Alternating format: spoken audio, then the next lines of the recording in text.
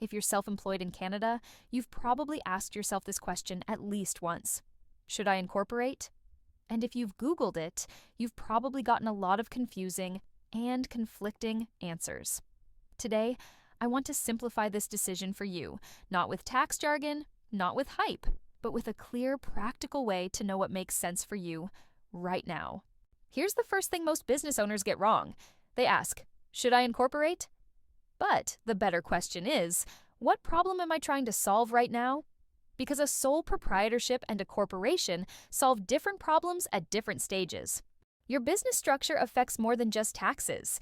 It determines, when your income is taxed, how losses can be used, whether you can build long-term value or equity. So let's break this down simply. Staying a sole proprietor often makes sense when your profits are inconsistent or still small. You're testing or validating a new idea. You expect business losses. You have employment or other personal income. You want simplicity and flexibility. This structure is best for early-stage businesses. Here's how sole proprietors are taxed in Canada. Income is taxed in the year it's earned.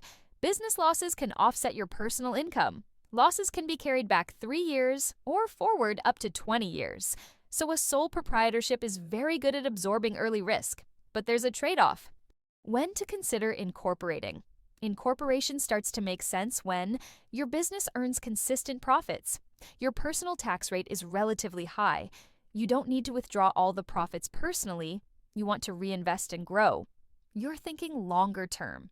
In other words, when your business creates surplus cash. Corporation, tax reality. With a corporation, the corporation pays tax first. Profits can be retained inside the business. Personal tax applies only when you take money out. This creates tax timing flexibility. It's not about paying no tax, it's about deciding when tax applies. Let's put these two side by side because this makes things really clear. As a sole proprietor, your income is taxed in the year it's earned, and any losses can offset your personal income. It's simple, but there's no tax deferral and limited ability to build long-term equity. With a corporation, income is taxed when you take it out personally. Losses stay inside the corporation, but you gain tax timing flexibility and a stronger ability to build business value. Neither option is better. They're just designed for different stages of a business. If you're still unsure, here's a quick 30-second decision test. If your profits are inconsistent, you're still testing an idea, you need simplicity, or you rely on losses to offset other income, staying a sole proprietor usually makes more sense. But if your business generates consistent profits, you're looking to scale, you don't need to withdraw all the money personally, and you want more control over timing and growth, that's when you should consider incorporating. The goal isn't to rush the decision, it's to choose what fits your situation right now. Common mistakes.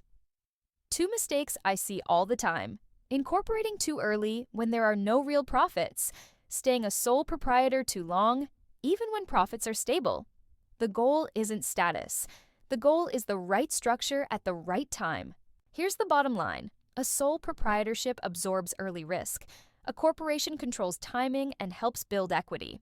If you're not sure where you fit right now, I've created a 1-page decision guide that walks you through this step by step. You can download it using the link below. And if you found this helpful, like the video, subscribe, and I'll see you in the next one.